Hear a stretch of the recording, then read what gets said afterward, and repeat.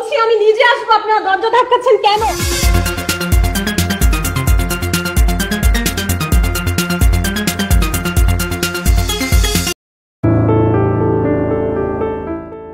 মেঘনা আলম একজন মডেল।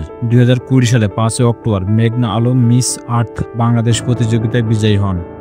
তবে সেই অর্থে তিনি সাধারণ মানুষের কাছে পরিচিতি ছিল না, কিন্তু সাম্প্রতিক ঘটনায় তাকে দিয়েছে ব্যাপক পরিচিতি। তাকে ঘিরে চাঞ্চল্যকর সৃষ্টি হয়েছে দেশ জুড়ে।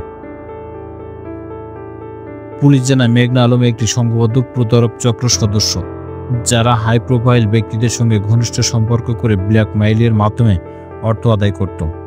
এই চক্রের মূল হোতা দেওয়ান সামির বর্তমানে ভাটারা থানার একটি মামলায় 5 দিনের রিমান্ডে রয়েছে।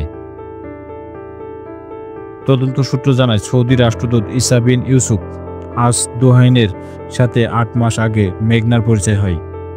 পরবর্তীতে কৌশলে সম্পর্ক গড়ে তোলেন তিনি। এরপর রাষ্ট্রদূতের কাছ থেকে $50 লাখ দাবি করা হয়। তার মূল পরিকল্পনায় ছিলেন দেওয়ান সামির। চাপে পড়ে রাষ্ট্রদূত বিষয়টি পররাষ্ট্র মন্ত্রণালয়কে জানান। পরে পররাষ্ট্র মন্ত্রণালয়ের অনুরোধে স্বরাষ্ট্র মন্ত্রণালয় ডিবি পুলিশকে তদন্ত দায়িত্ব দেয়। আক্রমণ করেছে, তারা নিজেদেরকে পুলিশ পরিচয় দিচ্ছে।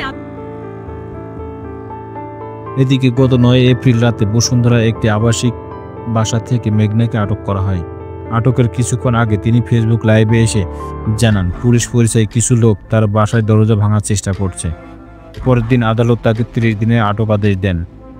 বর্তমানে তিনি বিশেষ ক্ষমতা আইনে কারাগারে আছেন। পরবর্তীতে গ্রেপ্তার করা হয় দেওয়ান সামিরকেও।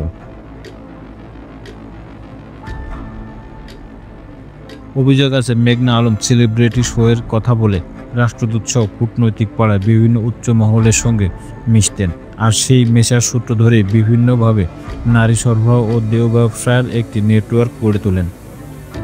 ফলে আর্থিক সুবিধা ও তথ্য পাচার, ভিসার তদবির, এমনকি আদম পাচারের মতন কাজও করতেন মেঘনা সিন্ডিকেট।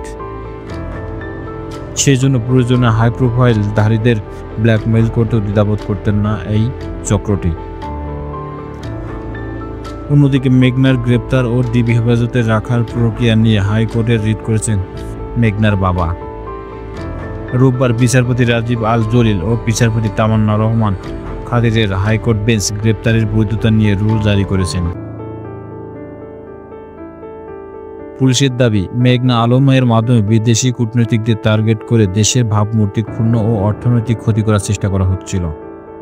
তাই ধারণা করা হচ্ছিল এই ঘটনার জেরে ঢাকা মহানগর গোয়েন্দা পুলিশের প্রধান রেজাউল করিম মল্লিককেও সরিয়ে দেওয়া হয়েছে। কিন্তু মঙ্গলবার ডিবি প্রধানকে সরিয়ে দেওয়ার সঙ্গে মডেল মেঘনা আলমের ইস্যুর সংশ্লিষ্টতা নেই বলে জানিয়েছেন স্বরাষ্ট্র উপদেষ্টা লেফটেন্যান্ট জেনারেল অবসরপ্রাপ্ত জাহাঙ্গীর আলম চৌধুরী। না এইসব কোনো ঘটনাকে কেন্দ্র করে না, এইটা একটা নর্মাল প্রসেস। উনি হয়তো অসুস্থ আছে বা অন্য কোনো কিছু আছে, এইসব কিছু। এছাড়া মেঘনা আলমের আটকের বিষয় নিয়ে বিতর্ক উঠলে তার বিরুদ্ধে প্রচলিত আইনের ব্যবস্থা নেওয়া হয়েছে বলে মন্তব্য করেছেন প্রধান উপদেষ্টা বিশেষ সহকারী মোহাম্মদ খোদাবাক চৌধুরী। তো ব্যবহার হচ্ছে, এই আইন যে ব্যবহার হচ্ছে না তা তো না, এই একটা ক্ষেত্রেই তো আইনটা ব্যবহার হচ্ছে তা তো না।